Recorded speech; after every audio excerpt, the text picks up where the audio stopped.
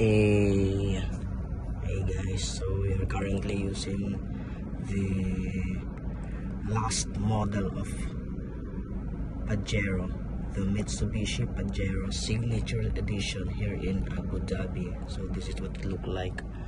Yes, this is my POV, driving POV, and that's the iconic metal ring, metal logo in front. So this car is owned by the Chang family, a good colleague in my company. So thank you so much, Ira Chang, my friend, and to your very kind brother-in-law who lets us borrow this car always whenever we have an event. So this is the last model na ginawa ng Mitsubishi Pajero.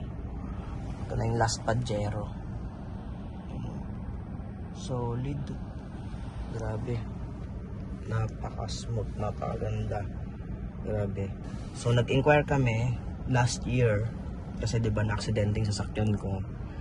And ang Pajero cost around parang sa 90 plus 90 to 100,000 dirham.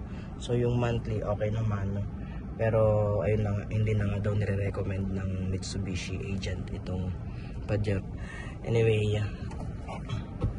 ano lang, okay na to paminsan-minsan, tuwing event na lang, makahimas man lang. Let's go.